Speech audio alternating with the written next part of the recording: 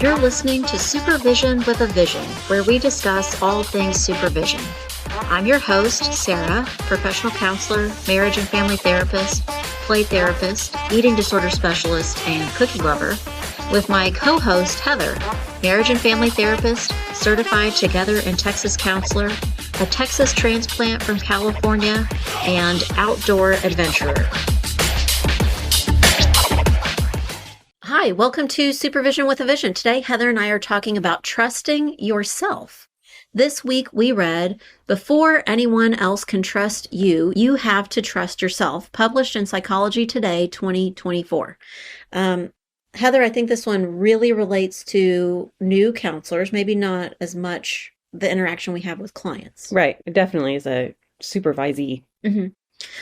So the first point the article makes is that you have to trust yourself before others can trust you. Right. I think that even speaks to just becoming a supervisor. Mm-hmm. So, yeah. I mean, just in the basic premise of like, if you aren't confident in your counseling skills, then you probably aren't going to do the certification to become a supervisor because you're not there yet. If you're not thinking, I'm a pretty good counselor, I could do this, I could help someone else become a pretty good counselor, you might not take the steps to become a supervisor. Correct. Mm-hmm. So I think that's kind of like number one. Mm-hmm. You have to have at least that level of, okay, I can do this. And I think that's why we have some things in place about the amount of time you need to be licensed before you can be a supervisor, those kind of things. Yeah, I think that's a little tricky. I've definitely known some supervisors that I didn't trust. Yeah, you're like, no. That maybe shouldn't have yet been a supervisor.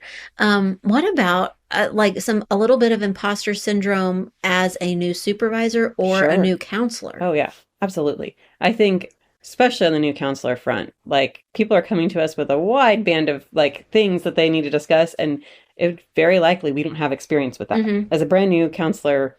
Yeah.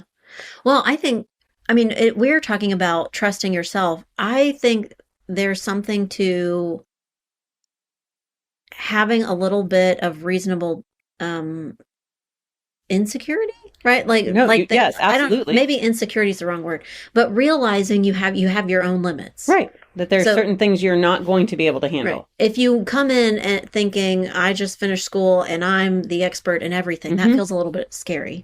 Or as a new supervisor, I'm awesome at this. I don't question me. Right. That's a little bit scary. Right. But kind of knowing your limits and building that and knowing what you are capable of and confident with, I think is important. Right. So trust yourself before others will trust you. The next point in the article adds to that the way that you might build trust within yourself is sincerity, reliability, and competence. So far we're talking a lot about competence. Right. And I think in the counseling world, especially the way that we have our process set up where you have a supervisee, you could have them for a long 3 years, 4 years. I mean, you could have them for a while, but in that time frame, if you aren't going to be reliable and they aren't going to be reliable to do what they're supposed to do, that trust gets broken so quickly. And the same with sincerity. If you're not going to be sincere about what your expectations are, or they're not going to be sincere about their expectations, I mean, it goes both ways, right? Supervisor or supervisee, that's definitely going to get in the way of trust. I wonder if we related this to a different profession. And at first I thought working on a car, and then I thought even something different, unrelated to that. Like, what if we're talking about a librarian? Right. Would you have trust in them first because they know something? Sure. So they in some way communicate to you, I have some knowledge. I know what I'm talking about. I know about this or how to do something. Okay, then reliability in those scenarios would look like? Maybe that's when, as a supervisee, I learned to say, I'm not sure, but let me find the answer. Right. Like, get to the... When I think of reliability, I think of you're telling me you know something. You have like the piece of paper that says you know something, but when you actually apply it and you're able to go, you do know something. Right. And I think it's little things in a repeated way. Like keep repeating that same little thing with each time, and that really builds upon itself. Yeah. So have you had a supervisee where you think, they know that I know this Mm-hmm. because I've got the credentials or the years of Right. experience. But you say something or do something or ask them to Mm-hmm. apply something, and they go, "Oh, you know what you're talking about. Yeah. Okay. Right. Now I see it. I Right. see it in action." Can you think of an example? One that I can think of from a couple years back, we were talking about I will say multi-layered, like I really had to keep reminding my supervisee that the client was the teenager because she was really caught up in what was going on between mom and dad in their marriage. Oh, And yes. of Yeah. course, that impacts the teenager. Like Right. these are some things. And maybe you're saying a new supervisee, new counselor Right. could get thrown off and start focusing on the family dynamic Right. or the parent. And really, well, right now your client is the teenager. Right. That's what you can Right. work with. And it's Mhm. a hard situation to get them to just, and again, come back around. We talked about this case a lot, even though from my perspective, it wasn't that complex. It Mhm. felt complex for my supervisee. It felt like Mhm. a lot to manage. But that building that, I mean, one, just the like competence to be able to say, like, okay, you know this. You did some work with, Mhm. teenagers before. You've got this. Mhm. But then also keep the focus. Uh-huh. And then also think about yes, the marriage is going to have an impact on that child, but your job right now is to work with that child, not with the marriage, and Right. not Right. and kind of keep that focus. And I Yeah. think that once I kept saying over to her, okay, but we're just going to focus this on the client. Yes. How does Yeah. that affect your client? And kept Right. bringing it back around. Eventually it Right. clicked in like, Right. oh, I that's think what we're saying. similar, maybe like right next door to your example. If you are seeing the teenager and you see that there's a problem within the Mm-hmm. family dynamic, and if you side too strongly with the teenager, Right. how many times have you Right. stepped into Stepped in that and hole? gone, whoops.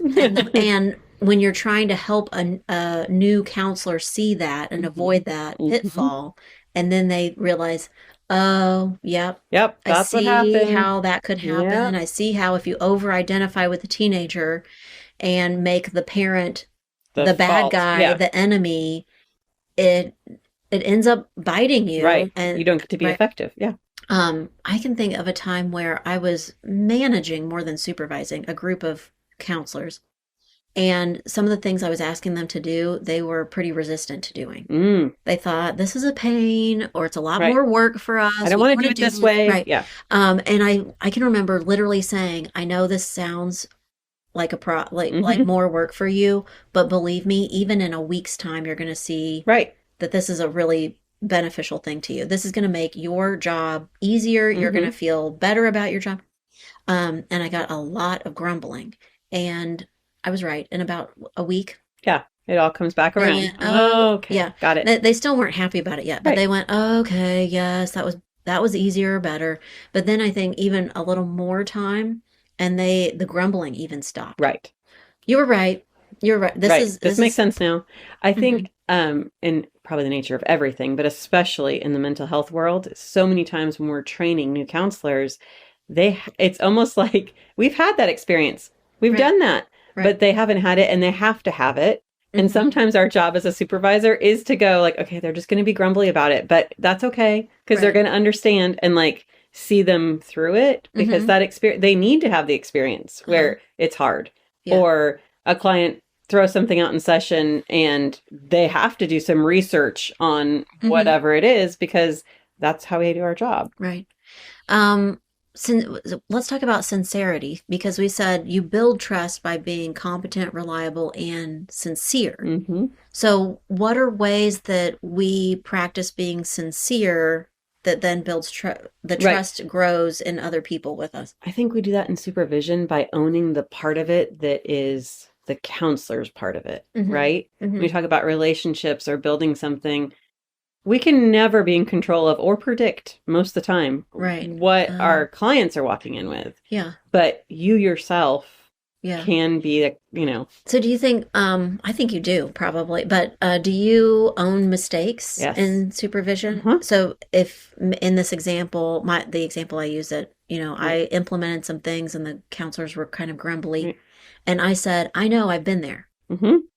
Or I know I don't want to have a meeting first thing in the morning either. Right. This is That's not how I want to start my right. day. Yeah. I have to Right. work harder to be here on Hmm. time and have the sincerity Hmm. that goes with Right.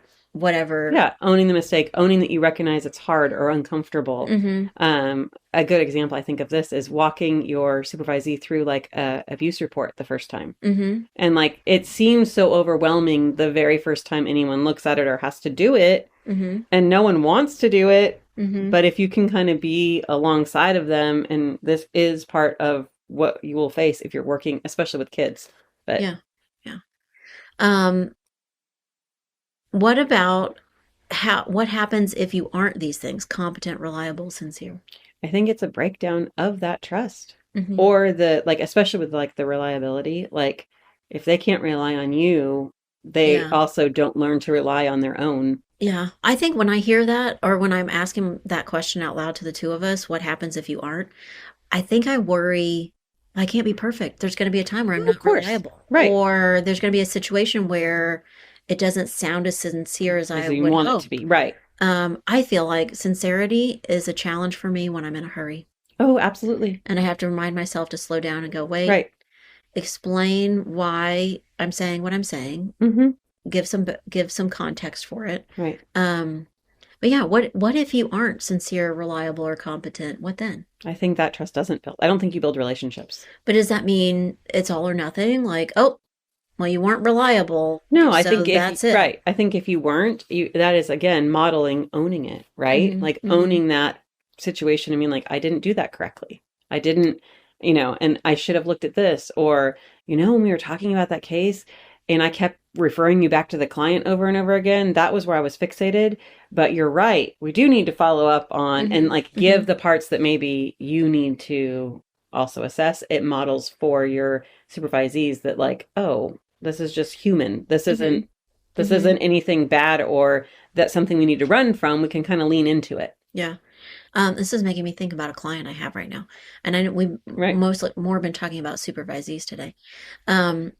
I'm seeing a teenager and they virtually and they regularly start their session in a space in their house that's not private.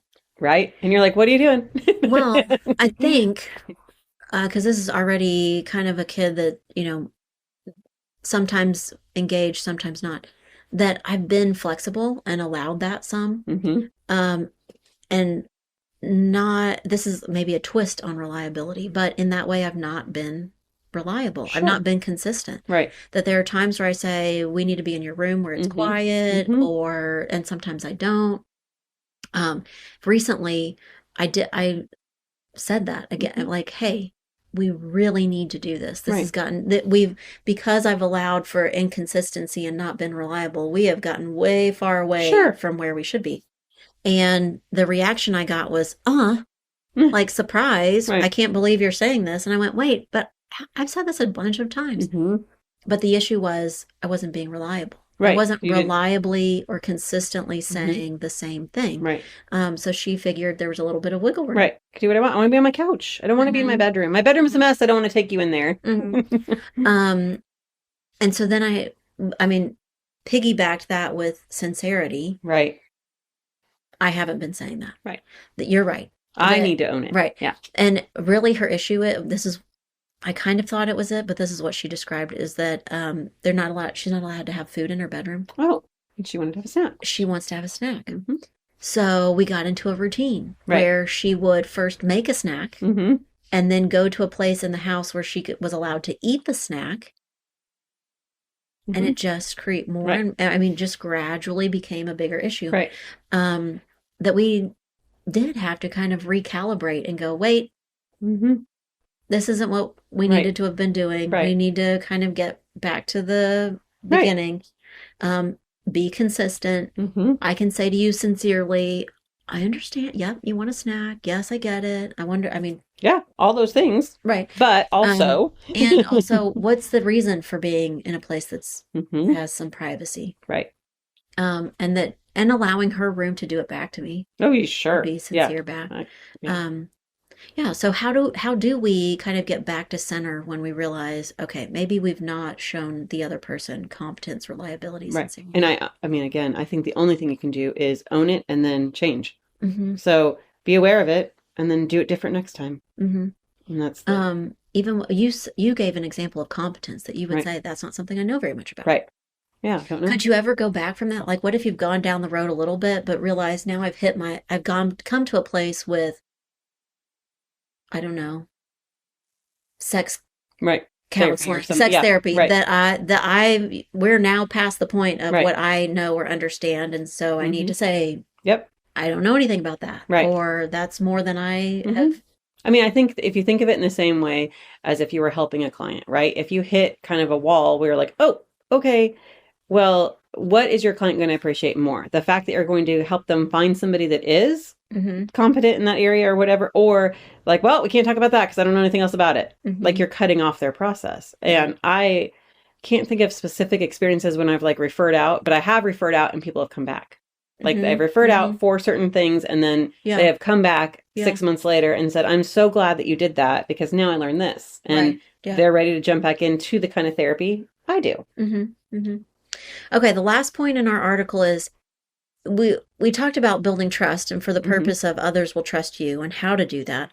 But how do you build trust in yourself? I think it's really important to be reflective, especially on your hard cases. And for me, that looks like journaling or maybe just some deep thought, kind of meditative thought.